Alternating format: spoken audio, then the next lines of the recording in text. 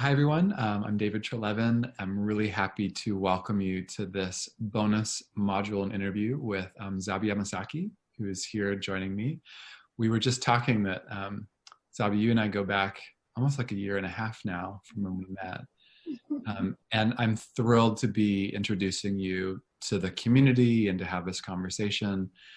I will be giving a little bit more of an intro in the email, but Zabie's been doing amazing work around trauma-informed yoga. She's at UCLA. She'll be telling more about her story here. But Zabie, I just want to take a moment and say thank you for joining us and me on this session. Oh, thank you, David, for having me. It's such an honor to be here with you all. So great. We're going to cover a kind of a wide range of topics, and we were talking about this just before we started the interview, but often in the modules that we've been doing inside the Trauma-Sensitive Mindfulness Course, we'll start with a short meditation. Could be a grounding or some kind of trauma-sensitive practice. And just because I know that you're a practitioner and teacher, just wanted to see if you'd be willing to lead a short one here for us to help us kind of ground and settle into the call. Absolutely, I would love to. Cool. So I want to invite you to begin in any shape of rest that feels supportive for your body. So maybe that is staying seated in your chair, or maybe that's laying down on a mat or sitting on a cushion. You are always in choice around what feels best for you and your body. I invite you to take an inhale in to fill up and an exhale out your pace, your way. And maybe take a moment to notice both of your feet on the ground. And perhaps you'd like to relax your shoulders up and down your spine. And if it feels supportive to you, I invite you to place a palm on your belly and a palm on the heart, if that's a gesture that feels accessible to you in this moment. And know that you can keep your eyes open or closed. You can find a soft gaze in front of you. And what would it look like to invite a little more compassion into your practice today? To remind yourself that you are worthy of this time.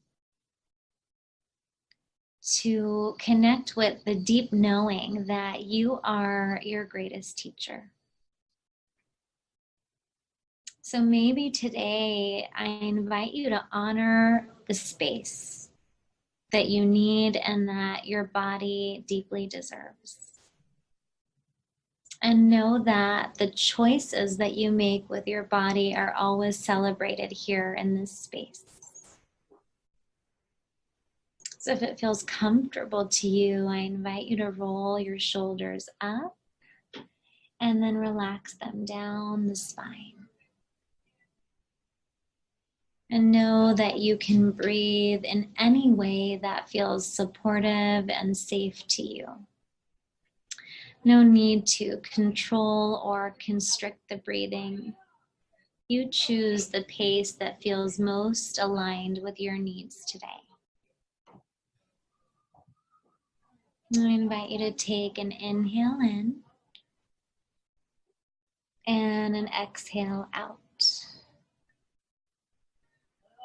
And I thought I would just begin our practice today with reading a poem called I Think It's Brave. And the poem is by Lana Rafaela. I think it's brave that you get up in the morning, even if your soul is weary and your bones ache for a rest. I think it's brave that you keep on living, even if you don't know how to anymore. I think it's brave that you push away the waves rolling in every day and that you decide to fight. I know there are days when you feel like giving up, but I think it's brave that you never do. So I invite you to take an inhale in and an exhale out.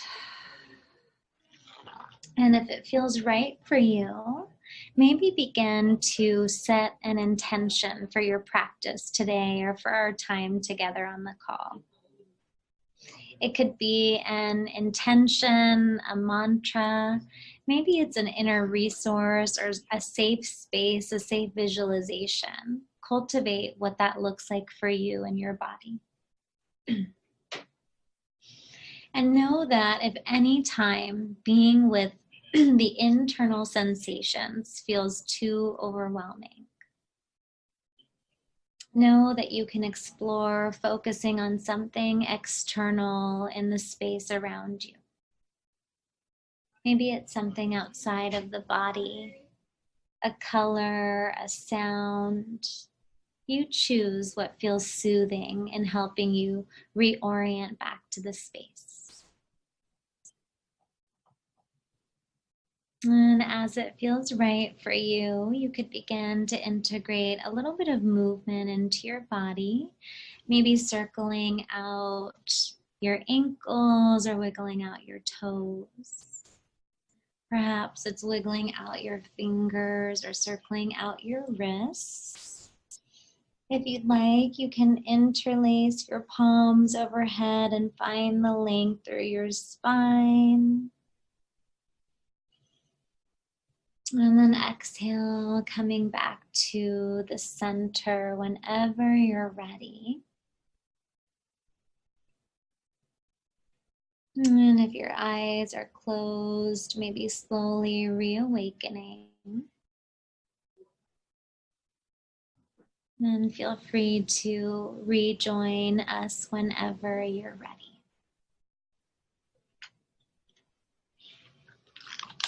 Thanks, Zabie. You're welcome. Appreciate that as a starting place. And I feel like we'll have the chance to talk about some of the different components of like what's actually happening. Absolutely. Practice and language, like that'll be kind of a big part of this conversation. Going to talk about, just those little nuanced things that you're doing inside of practice. Yes. And, inside of that, when I was listening to your voice during that practice, I thought, right, there's many years here of both your practice, your life, like what brought you here, this practice. And I thought it would be just a nice place to start. I wonder if you'd be willing to talk a little bit about, your path, your practice, your work, what brought you here, just for people that haven't met you, just chance to hear a little bit about you. Absolutely. I would be honored to share. So my name is Zabie Yamasaki. I am the founder of an organization called Transcending Sexual Trauma Through Yoga, which is an organization with a very simple mission: empowering survivors to heal through the practice of yoga.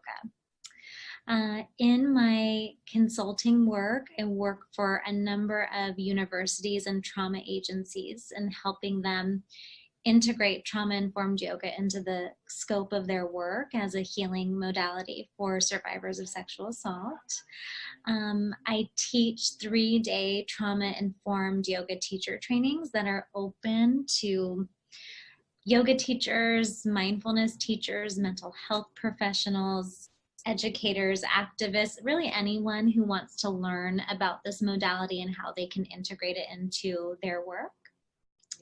And I work part-time as the program director of trauma-informed programs at UCLA, where I manage a number of our wellness, resilience, and alternative healing programs for students on campus. But my greatest project is at home. I have a 2-year-old, Hudson, who's my rainbow baby. So don't ask me when I really eat or sleep or do anything else for that matter. David knows. But this work it's my love, it's my life, it's it's my passion, and I feel really honored to share from a really grounded, authentic, from a place of lived experience. And, I feel like the yoga as healing program in particular has really been a fusion of both of my worlds. I've really been propelled on this journey the past decade or so to learning how powerful yoga can be as a tool for healing trauma. And because of the impact that trauma has on the body's physiology, I feel that we do a huge disservice to survivors of trauma by leaving the body out of the equation. And I've really learned this firsthand for a number of years doing trauma outreach. A large portion of all of my professional roles have entailed giving presentations on trauma.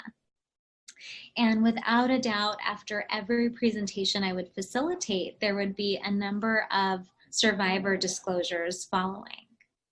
And in my numerous conversations with survivors over the past couple of years, there's really been some pretty consistent themes that have come up. One has been this need to feel something tangible. Survivors really wanted to feel like they could regain power and control of their body, and were looking for something specific to help them manage the painful somatic impact of their trauma, the painful daily triggers that were arising on a daily basis. And two was just not being quite ready to process their experiences through talk therapy.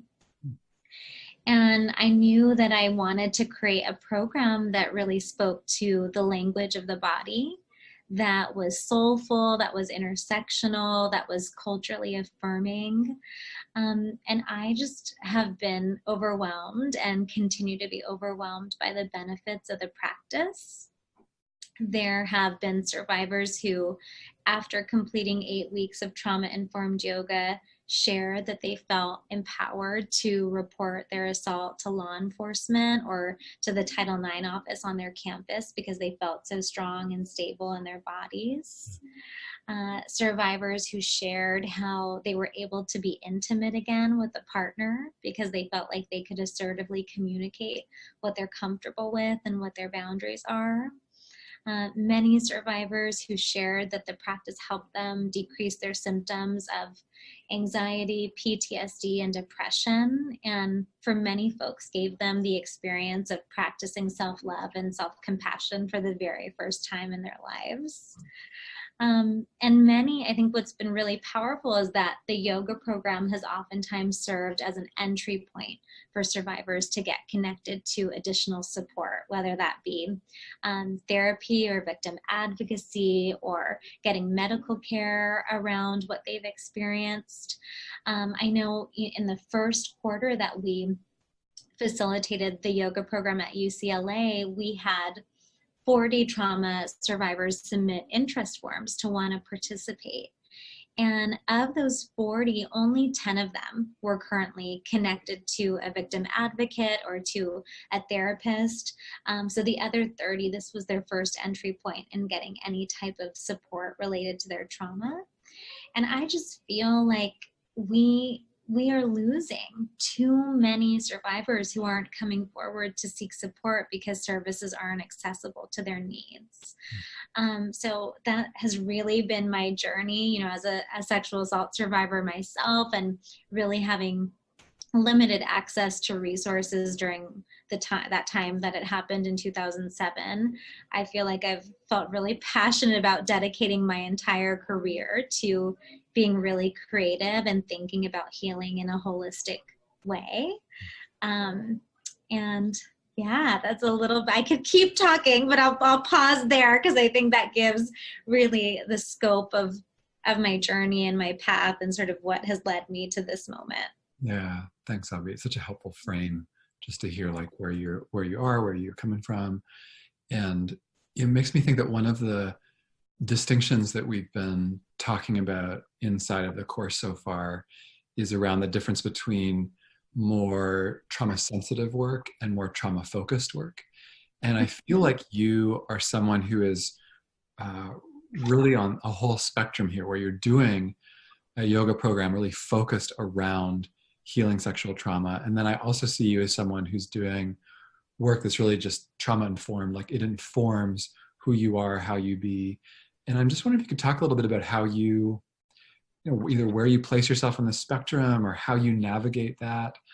Because I think it's a new distinction for people inside the course. It was for me when I heard it, like, oh yeah, trauma sensitive is a little different from more trauma focused work. I'm just wondering like how you're thinking about it these days. Absolutely. Gosh, it makes me really think about, trauma-informed care has sort of become this buzzword, but I feel really passionate about explaining where the term comes from and how it can be applied to multiple settings within the scope of our work. And, trauma-informed care really is more, and you talk about this a lot so beautifully, David, of just like the difference between the philosophy versus the checklist. Right. So it's more of a philosophy and a skill set, a way of truly seeing people and putting them at the center of their own experience. And a lot of this work is grounded in grassroots and survivor-centered models that come from early rape crisis center and domestic violence movements of Black and brown feminists who were on the ground doing the work, who were doing direct service with survivors, and really understanding that what's so critical to instilling safety and trust is helping folks feel seen and instilling that power and control back into their lives. And I think so much of the way in which I think about trauma-informed care is remembering those women who were on the ground doing the work, and what really grounds me is thinking about elements like safety, trust, choice, control, having a collaborative space, thinking about somebody's culture and identity and how that informs the way in which they show up and how they move through the world and who they trust and how they feel supported. So I think, I think a lot about those frameworks and apply them to yoga settings, whether that be around language or, thinking about cultural considerations and cultural appropriation. I had somebody, it was just a funny exchange. Somebody asked me the other day, they're like, it's such a radical thing that you as a South Asian woman is like you're talking about yoga and trauma. And it just was, I think they meant it differently than it landed. But, just the fact that even the practice of yoga has become so appropriated in the Western world that it's suddenly become a radical thing for me as a South Asian woman to be talking about this practice. And, yoga is a practice that began in India as a means to transcend people's suffering. And that is really an anchor for me in doing this work. And so, yeah, I think to go back to your question, I think there's so much nuance as it relates to trauma. There's no one size fits all approach. There's multiple ways of looking at the work. And I think it's so important to remember that, especially when we're talking about core considerations or comprehensive frameworks, it can feel very checklisty. But I want to remind people that it's more about getting introduced to a menu of options for you to then share with those who are, your students are your greatest teachers. They're going to help you understand what's best for them, and they're going to share with you around what their needs are. And it's up to us to provide those options so our students can best decide what's going to land for them. That's great. It makes me, this is the reason that I wanted to have this conversation, is to put these different frameworks. In this case, you're doing it around yoga, and I happen to be doing it around mindfulness and meditation. And where's their overlap? Where can one learn from the other? And I feel like I've said this in the course, but I feel like work around yoga and your time in is sometimes a little bit ahead of the mindfulness community. In terms of particular modifications and language. And so I feel excited about just where they complement and where we can learn from each other. And I'm wondering if you could tell a story that would help distinguish what someone's path might be in a yoga environment that wasn't trauma sensitive versus one that was. And we'll get in. I'd love to get into talking about language and the cultural considerations you're naming. And I'm just wondering, big picture, for people that haven't been in a trauma-informed yoga space, just what could they expect, and what would be actually the differences that people might see or feel if they were in a class? If they were in a trauma-informed class? Yeah, like what, even it could be a story, like something that maybe you experienced of like, oh, this is what I was looking for around a trauma-informed class, or this is what I was able to provide someone inside of a class that was different. Absolutely. I love that question. It makes me think of a testimonial from a survivor. I'll never forget what she said to me. She said, "Never have I felt so safe without having to speak a single word about my assault." And she was speaking about her experience in the yoga program. And I think there are many reasons why folks don't feel comfortable talking about their experience of trauma. It can be incredibly activating. It may not be supported within their faith or within their culture. There's a lot of stigma around seeking mental health and talking about these really traumatic experiences. And so I think something really unique about a trauma-informed yoga space is the safe container that it provides for folks to experience community. Just this deep knowing that even though, oftentimes I'll have up to 18 people in a closed survivor trauma-informed class.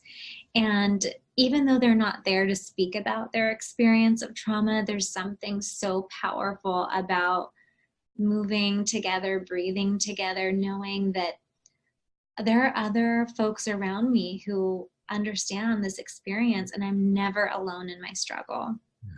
And I have found that many participants go on to be really great friends and to support each other through the reporting process or through seeking additional support or additional healing modalities. Other things that survivors have shared is that the language, it's such a radical shift from this very push through language of like, work harder, do better, you're not allowed to rest. We receive those messages just on a day-to-day basis as we move through the world.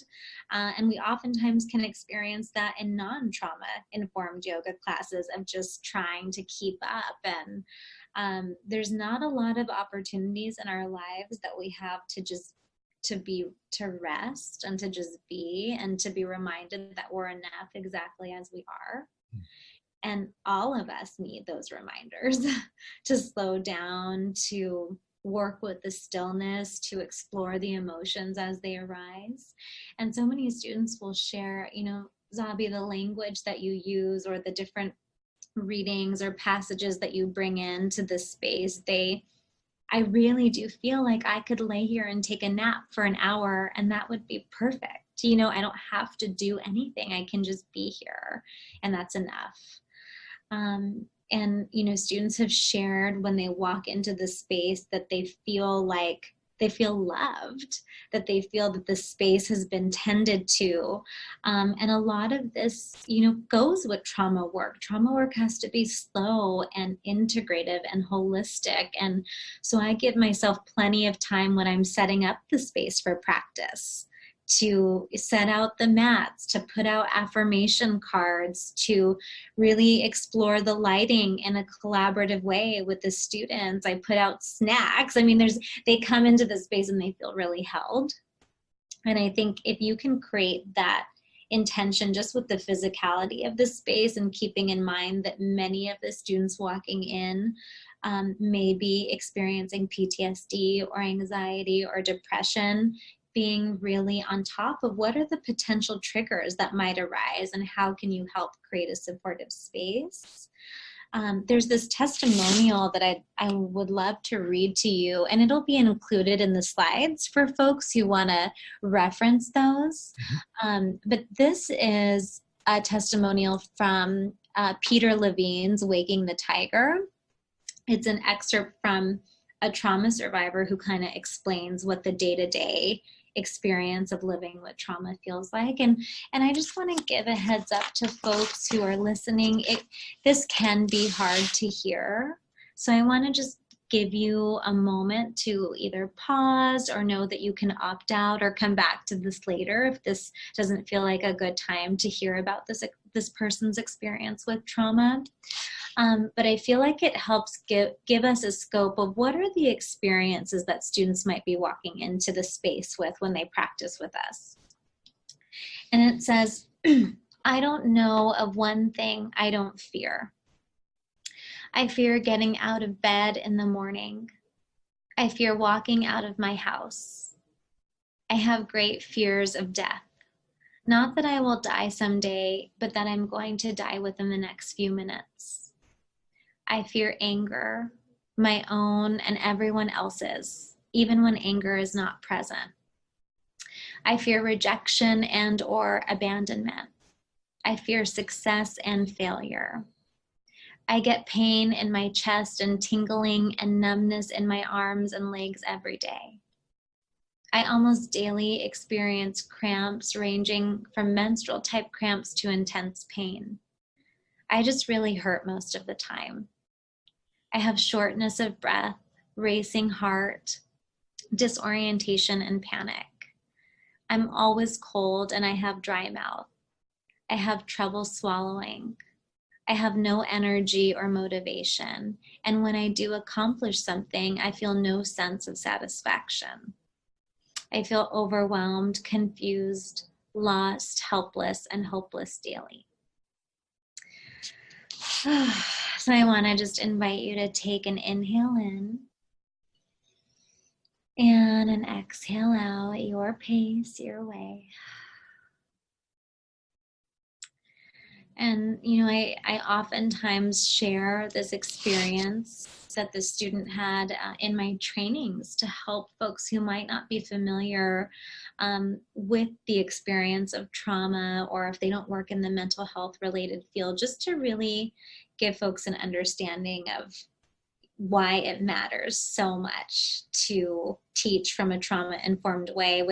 I think the statistic is 90% of folks in the US have had one experience or more with trauma. And so if we're looking at those numbers, we can't be offering these practices without also having this lens. There's so much in this that I want to unpack with you. And a couple that I'll flag is one, talking about the environment that you're creating, and then around language. Is something, so I'd love to come back and get to have you unpack even more around specific languaging. And there's also something I'm hearing in what you're saying, or it actually just happened right now. And when you mentioned, hey, I'm going to be reading something, this might be stirring for you, or which I understand that as more of a trigger warning. Like, I'm going to let you know, hey, this might be difficult. And one of the things that we've been talking about in the course so far is how to kind of find the sweet spot between leaving people in choice and being careful and really, putting safety first and foremost. And then on the other side, not ending up being too careful and still providing a sense of containment and structure. And how do we find and navigate that? And one of the things I've heard you say in trainings is, it's okay, people will get triggered. And this isn't just about trying to avoid triggers. That will actually just happen, that someone might have a flashback. So I'm wondering if you could talk at all about how you navigate on a broad scale that what can feel like a tension sometimes of safety, care, and then the containment and the structure. Not that it's a contradiction, but how do you navigate that in your work? Yes, absolutely. I think it's inevitably folks are going to experience triggers during the practice, as much as we do to provide the structure and containment and tools. But I think it can be incredibly empowering for a survivor to work with that trigger and regain control on their own terms.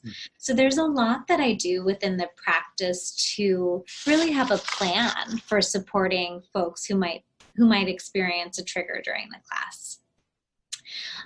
The first thing I'd say is that I find it helpful. I mean, you kind of unpacked that trigger warning a little bit. So similarly, even before you begin the practice, to offer some tools to folks, whether that is, having a discussion with students about, as we're engaging in the practice today, you might notice that you feel a trigger arise in your body, or you notice a painful emotion or memory that's coming up.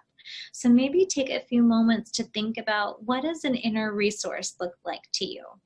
Or what would it mean to focus on something external outside of your body?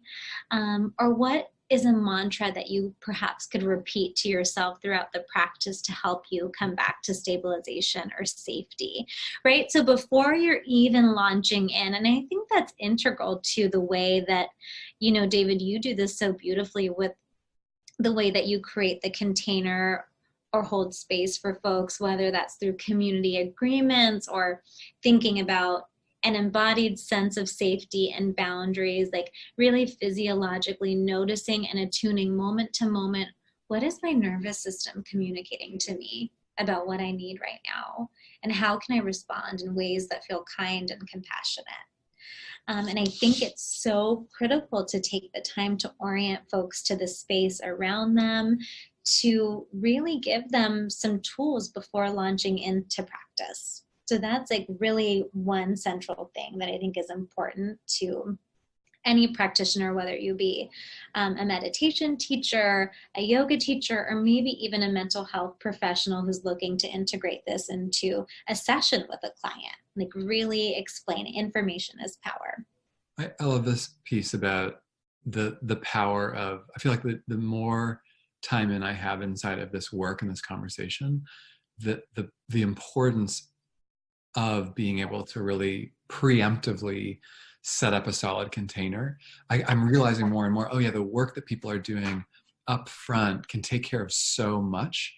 And so I love what you're saying about, yes, it's like, how do we build a container? I mean, and then one of the questions I get in is, well, and that I'm asked sometimes is how to not over suggest, like you might get triggered, or, I mean, like, how do we say, a hard thing might happen, you can talk to me, but not how somehow set them up that this hard thing is going to happen, and finding this balance. And I'm wondering, could you talk at all about how I just feel like all of us find our way through this, and have you found ways that really work for you around how to preemptively set up a structure and not have people be like, oh, something bad is about to happen? Or... Absolutely. I mean, I find that I typically teach within an 8-week format, and each class is about 90 minutes, which I realize is longer than probably what most people are offering. But I would say that within the scope of that structure, on session 1, we're really taking time to orient people to the safety of the space, to set ground rules, to talk about what would it look like to be in community with each other around this as difficult things arise. And I find that people just really love when you take the time to explain what's going to happen. It doesn't need to be in this like fear-induced way of, we're not trying to set up the expectation that something bad is going to happen, but instead we're just giving people information to work with those difficult feelings as they arise. So my suggestion would be to not spend too much time on it. Don't put too much pressure on yourself, but create a little bit of language for yourself around how could you say it in a way that feels comfortable for you without what am I trying to say? Without just overly introducing the topic. Totally. I think this gets back to what you said at the beginning around embodiment, that it's so much, and when I've taken your trainings, my experience was there were so many practical things I could learn inside of, in terms of the checklist, and it's so good to know them. And then at the end of the day, it was all of us doing our own work to be able to embody trauma-informed, trauma-sensitive practice. Like we are it, the way it comes through us, and that it's as genuine as it can be. That people feel like it's not just rote, we're trying to actually take care of people and their safety, which I feel like is just, that's how I've seen you really navigate your work. Mm-hmm. On that note, I'm wondering if we could go back maybe 8 minutes to when you were talking about language, which I think is an area that I was excited to get to talk with you a little bit about. And I noticed even in your opening meditation, there's just a lot of choice built in and a lot of agency and options, and if it feels right.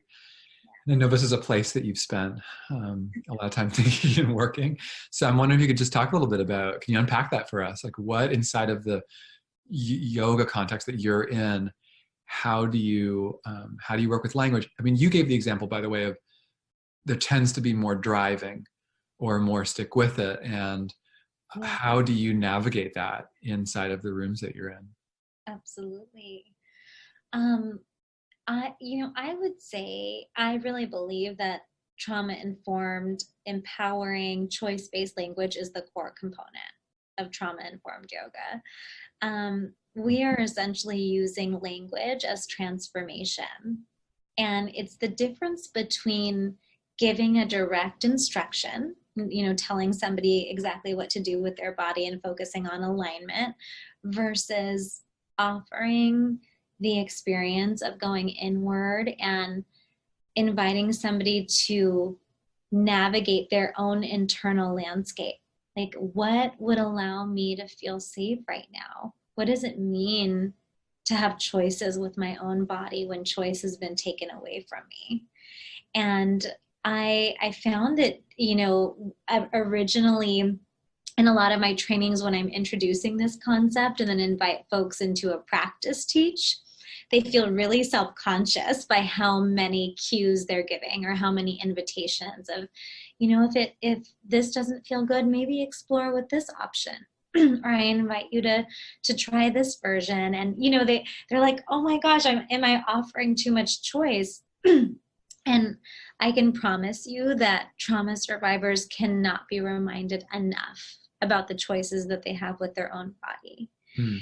And it's a powerful, some of the most meaningful moments I have when I'm teaching or when I might be cueing sun salutation, for example, and I'm offering a lot of choice within my cues, which is a new learning for folks, because in many yoga teacher trainings, you're taught to cue from a very clean place, like inhale, mountain pose, exhale, forward fold, inhale, halfway lift, exhale, fold. There's not a lot of integration of words in between each of these cues. But when I look around the room and I notice that everybody is doing something completely different, I just can't help but have a big smile on my face. It takes a lot of courage and strength to say, I don't need to look like the person around me, or I don't need to keep up with the pace of the instructor. I can actually listen to what my body is communicating to me, and I can move in ways that feel supportive and accessible to me on my terms, in my way. And I think as a teacher, if you have moments like that where you can just kind of take a step back and take that in, even within meditation practice, if you're offering choice around, you can stay seated, or you could lay down in a fetal position, or you can keep your eyes open or closed, or you could find a shape of rest that feels most accessible in your body. I know I intersect with that a lot when we're thinking about body scans or thinking about leading a trauma-informed Shavasana. You'll start to notice that folks are all looking completely different, and that's because they're intuitively paying attention to the cues of their own body. Mm-hmm. And I don't think that there's anything more powerful than that when we can offer that kind of opportunity or environment for healing. I love it. Can you, just for people, if they hadn't taken a class, can you just talk about, I think it was Shavasana was one word, and mountain pose, or what are those two? Can you just briefly name those so folks know what you're... Yes, absolutely. So mountain pose or Tadasana in Sanskrit is, and you can do this seated or standing. So if I'm doing a seated Tadasana, I'm sitting in the chair with my feet on the ground and extending my arms high to the sky. And I could explore with keeping my arms up, or I could bring my palms together overhead or maybe to the heart. So as I'm leading the practice or leading folks through a repeated sun salutation, which is basically moving through Tadasana and then moving back down through a forward fold, I would be offering lots of invitations within my instruction. And so when I was mentioning that people look completely different in their Tadasana, some people might be exploring different variations with their arms, or some folks might choose to come into a child's pose, which is a resting posture. And it's really what makes the work so fulfilling, and especially for trauma survivors who are so used to living in states of hyper arousal. I know you talk a lot about the window of tolerance in the scope of your work, David, but many survivors, it's exhausting to not know the difference between safety and danger. And when we're constantly living in states of survival or states of hyperarousal, we really have to learn, what does balance in our nervous system look like? And through language, through offering compassionate phrases to help ease somebody's nervous system, saying things like, "You're enough exactly as you are. You get to choose what rest looks like for you." It's almost like a reprogramming and retraining of the body and the brain to say, it's okay, you're safe here. And so I think there's so much that we can do within the nuance of our language, of our instruction, of the way that we invite people to collaboratively set up the space. It's beautiful what I've seen happen when folks can really walk into a space where they feel seen. Yeah, I'm glad that we're in this territory, because especially around language and the environment, this is a place in my experience of you that you've spent a lot of time. And I know that on your online training, for those folks that are in the course that are listening to this, you have an online training that will reference where you take deep dives into each of these principles. And one of the things I've learned from you is about celebrating the choices that people make. I mean, when I hear that, when you tell the example of looking around and everyone's doing something different, I can imagine there'd be people, maybe even myself included, who go, "Oh no, it's just total chaos here. We're not holding the container." And I've heard you actually even verbally celebrate people's choices so that they know when they've made a choice that maybe doesn't go with the whole where everyone thought it was going. I've heard you verbally actually acknowledge them as a way to kind of affirm that. I'm wondering if you could, that was new for me when I heard it, and I'm wondering if you could talk about what it is to kind of publicly acknowledge someone's choices. Yeah, I mean, usually it comes in the form of me saying something like, "Really beautiful expressions and choices, everyone. I love to see the ways in which you choose what rest means for you." Because you're right, I think people can oftentimes look around and trying to reorient themselves to their own body, to the folks and energy around them, and it can feel a little activating of like, what am I supposed to be doing right now? And then really taking the time to celebrate that inner choice, that inner voice. And I think as an instructor, I really try to affirm each and every experience in the room of just saying, like, I'm holding this container. I see you. I see your strength. I see your vulnerability. I see you leaning into this practice even when it's hard. I see you making choices for yourself even when it's hard. And you think about, there's so much that translates off the mat, and that's ultimately what we hope to do with the practice. That there's a quote in this book that I love, which is Buddhism for Mothers. And she says, the carryover of the practice is more important than the practice itself.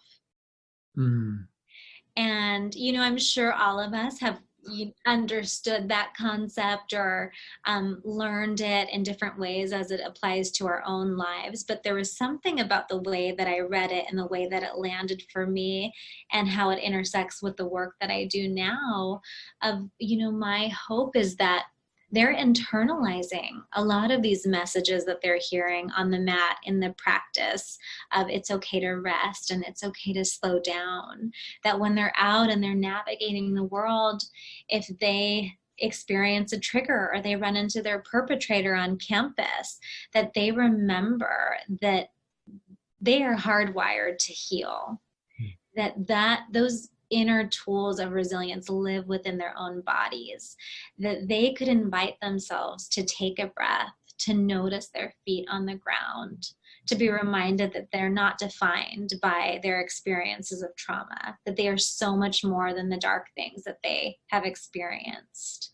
And I think if we can begin to help them integrate what they're learning in the practice, that carryover of how it's impacting their day-to-day, the ways in which they care for themselves, the relationships they choose to surround themselves with, the resources that they feel empowered to access.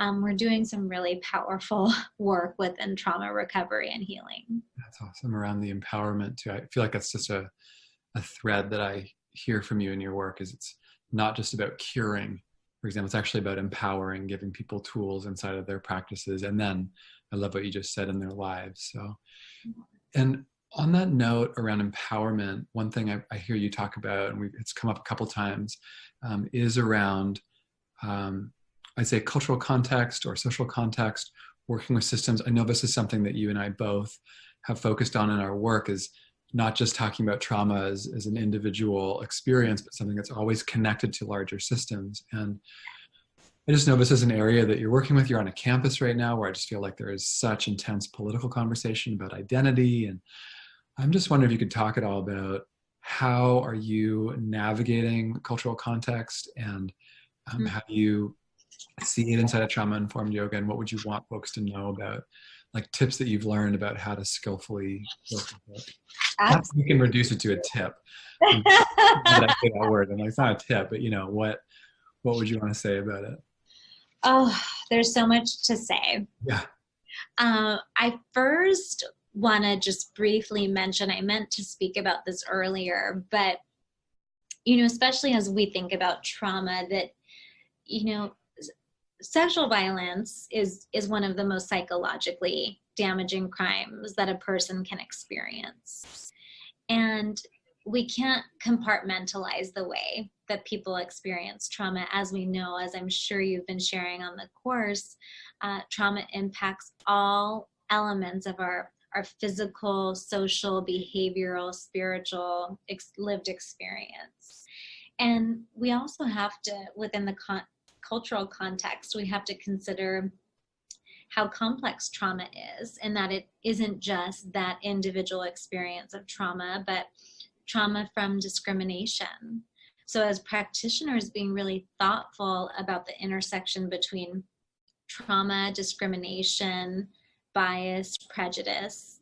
When someone is being oppressed, that can show up in their physical body, similar to symptoms of PTSD. It's something known as embodied inequality or race-based trauma. And I recently read this amazing article from Dr. Gail Parker, and she talked about how yoga or mindfulness practice helps people of color to experience safety in their vulnerability, which is really a new learning for folks who have this ongoing cumulative experience of racial stress, that people of color really need to know and feel, what does the absence of stress feel like in my body? And when we teach from a trauma-informed way, we can begin to help folks unpack, what does that mean for them? What does it mean for me to rest? I struggle with this every day as a woman of color, as a trauma survivor, multiple experiences of trauma in my life, someone who tends to overwork as a means of coping, but also as a means of needing to provide for my family. There's so many layers and nuances of our experience as people of color in the world, and we cannot talk about trauma without talking about oppression.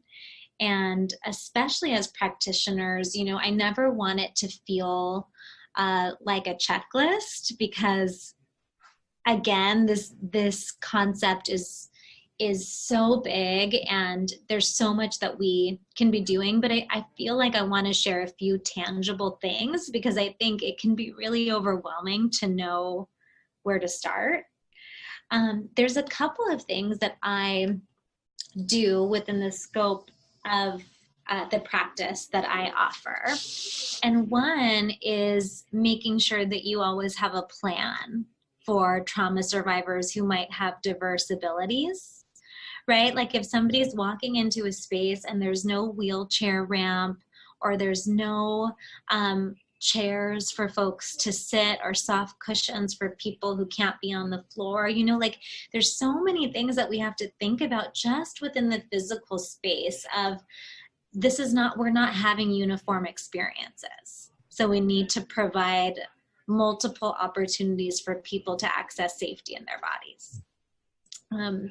I think a lot about having gender neutral bathrooms and having safe spaces for LGBTQ folks to even change or get ready for practice. You know, again, there's so many elements of the physical space that are important to keep in mind. Doing your research about the origins of ancient healing traditions and integrating that into the scope of your practice, explaining what Sanskrit is, or explaining, you know, not watering down the practice. I think sometimes when people think about trauma-informed care within contemplative practice, they think it needs to be a watered down version of the actual practice, and that doesn't honor the roots of where the practice comes from. So I think there are definitely ways to do both, to make the practice more accessible and to honor the roots. You know, thinking about language and asking about pronouns. I know something that feels really important for me is if there is a hate or bias incident that's happening in the community or that's on the news, and if one of your students shares that identity, knowing that that's going to impact them and maybe what may be showing up for them in the practice. So taking the time to check in with the student, making sure our students don't feel invisible, that we're aware, that we're conscious, that we're doing our own work so we can be better allies. I like to really be intentional about reading passages or quotes or playing songs from people of color in the classes that I offer, because I know that just seeing that reflected back or hearing those words means so much to folks who oftentimes feel invisible in many spaces. So I talk about this at length in my online training, but I just wanted to give a few elements of how I think we can just have a wider scope of the way we're thinking about this within contemplative practices. I really appreciate the tangibility of those ones. And just two, I'd love to bounce something back to you. What you just said about naming, if there's been an event that targeted a particular group, I noticed that was a real surprise for me when I first heard that. And I have noticed what a strong and positive impact that can have. Even just the naming inside of a group context. Like I just want to acknowledge that this is taking place in this community or in this world. And whereas I grew up in a culture where it was like, if there's something uncomfortable, we try to shy from it, or we don't want to make anyone uncomfortable. But that was it was a very different movement to me to say, no, we're going to acknowledge this as a way to build safety and trust. Absolutely. So I just appreciate that you brought that in. Absolutely. I love the way that you just talked about that. That's a perfect example of what I feel like a lot of the work that we're doing is unpacking the socialization that we have received our entire lives. Right. know of what's appropriate and what's okay and what's not okay. And really what a lot of people are striving for are spaces where they are seen, where that, like you just said, it's put out there, it's acknowledged. It helps to build and create the safe container where folks don't feel alone in their experience. Yeah, absolutely. That's that bigger picture. We've covered a lot of territory. And I'm wondering, I want to be respectful of your time here too. Is that there's anything else that you want to talk about, or that you'd want, this group of folks to know about you or your work or what you care about? Oh gosh, I think we covered quite a bit, and I just feel so honored to be a part of this online course. And thank you, David, for trusting me to really be in community with the folks in the course. And I know David's going to be sharing a little bit more information about my work and my online training or in-person trainings for folks who want to take a deep dive into learning a little bit more. But I just want to say thank you so much for your time and for just connecting today. It means so much. Thanks, Zabie. Yeah, I just want to say thank you as well. This to me just feels like one of the reasons I appreciate dialoguing with you is that it feels like it's a very contemporary and of the moment conversation of us pushing forward our understanding and learning as we go. And I feel like one of the things I learned from you is around the root of trauma-informed practices really coming out of domestic violence organizing and rape crisis work, and the way that it was very practical. It's like, what can we actually do to have people feel safe? So it just feels like this is going to be an ongoing, it's not like we have it all figured out and now we go, but this feels like a really ongoing conversation with you, and the integrity and depth and care that you bring to it is really moving for me. So thanks for being you and for being here. And I'm sure we'll get to talk soon. Sounds good. Take care, everyone. Thanks, Abby.